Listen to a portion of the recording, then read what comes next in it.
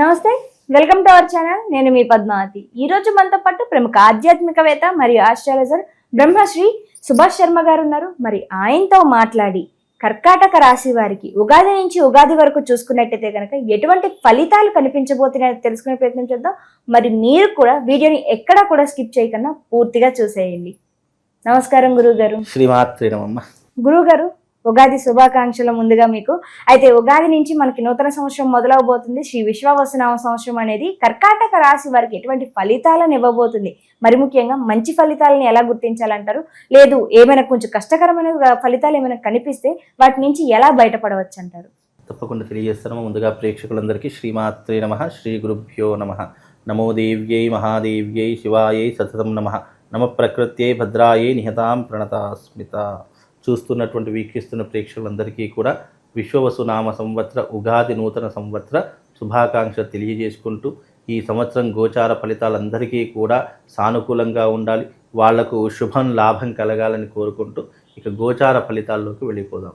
కర్కాటక రాశి. మరి కర్కాటక రాశి వారికి ఈ సంవత్సరం ఎలా ఉండబోతుందో తెలుసుకుంటే గనక, కర్కాటక రాశి వారికి 8 ఆదాయము, అలాగే 2 ఖర్చు, రాజపూజ్యము 7, అవమానం 3. ఈ రకంగా వాళ్ళ యొక్క వ్యవహారం అనేటటువంటిది ఉంటుంది. రాజపూజ్యము, రాజ అవమానము, ఆదాయము, వ్యయము ఈ రకంగా ఉన్నాయి. ఇక రాశి గోచార ఫలితాల్లోకి వెళితే గనక, కర్కాటక రాశి వారికి 12వ స్థానంలో శని 12వ స్థానంలో గురు సంచారము, అలాగే 9వ స్థానంలో శని సంచారము. ఈ రకమైనటువంటి వ్యవహారాదులు వాళ్ళకు జీవితంలో గోచార ఫలితాలు ఉన్నాయి. అందులో రాహు 9వ స్థానంలోనూ సంచరిస్తున్నాడు, కేతు 3వ స్థానంలో సంచరిస్తున్నాడు. మరి ఈ గ్రహ సంచారము వల్ల గోచార ఫలితాలు ఎలా ఉంటాయో ఇప్పుడు మనం తెలుసుకుందాం. ముఖ్యంగా ప్రతి సంవత్సరం మనం తెలుసుకునే గురుబలం గురించి తెలుసుకుంటాము.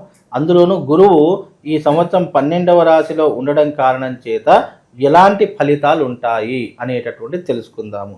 ముఖ్యంగా గురువు 12వ స్థానంలో ఉండడం కారణం చేత కర్కాటక రాశి వారికి ముఖ్యంగా స్థాన చలనం జరిగేటటువంటి అవకాశం ఏర్పడుతుంది. ముఖ్యంగా కర్కాటక రాశి వారికి స్థాన చలనము అంటే గురువు 12వ స్థానంలో సంచరించడం వల్ల స్థాన చలనము, అలాగే పదవీహీనత, అలాగే వ్యర్థ ప్రయాణములు చేయుట, స్త్రీ చలనము వలన ఇబ్బందులు జరుగుట, అలాగే వీళ్ళకు ఖర్చులు అధికమవుట, ఈ రకమైనటువంటి ఇబ్బందులు జరిగేటటువంటి అవకాశం. 12వ స్థానం గురు సంచారము కాస్త ఇబ్బంది కలిగించేటటువంటి స్థానము కనుక ఈ స్థానంలో ఉండడం వల్ల మీకు ఒక దగ్గర నిలబడలేరు.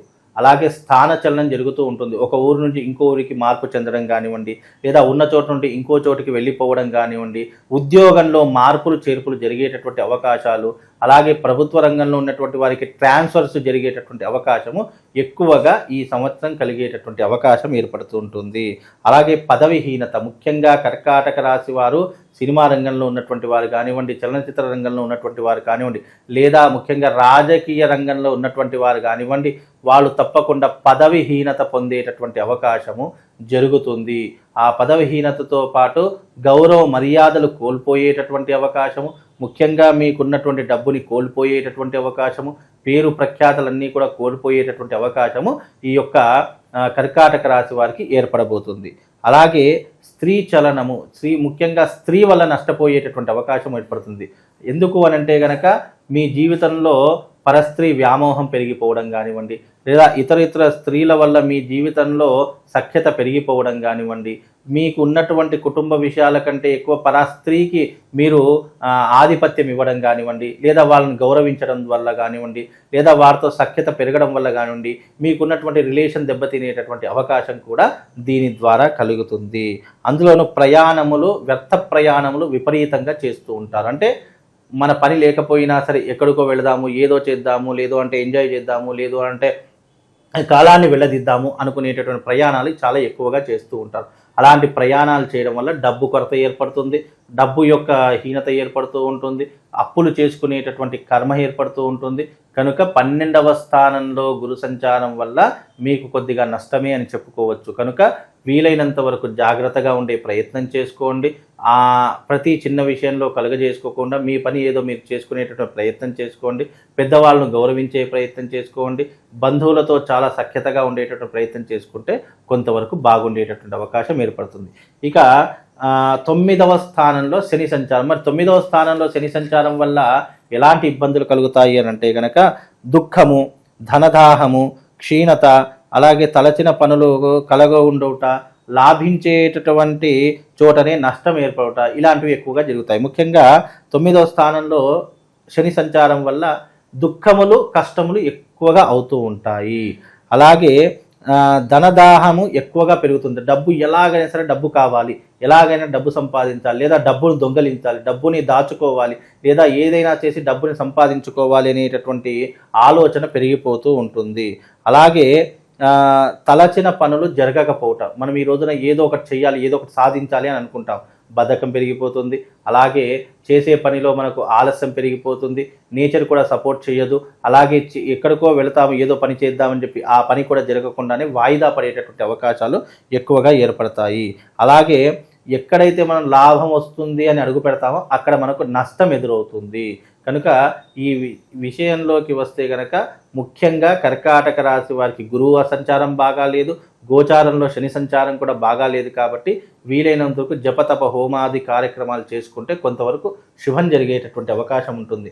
అందులోనూ రాహువు 9వ స్థానంలో కూడా సంచరిస్తున్నాడు. కాబట్టి ఎలాంటి ఇబ్బందులు జరుగుతాయి అని అంటే గనక రాహు 9వ స్థానంలో సంచరించడం వల్ల వ్యవహార మాధ్యమ విషయాల్లో ఇబ్బందులు, అధికారుల నుండి సమస్యలు, స్థాన చలనము, ఆరోగ్య క్షీణత, ఈ రకమైనటువంటి ఇబ్బందులు ఏర్పడతాయి.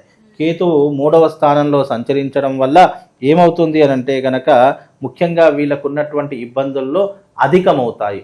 బంధువులతో విరోధం ఏర్పడుతుంది, అయిన వాళ్ళు దూరం అయిపోయేటటువంటి లక్షణాలు ఏర్పడతాయి.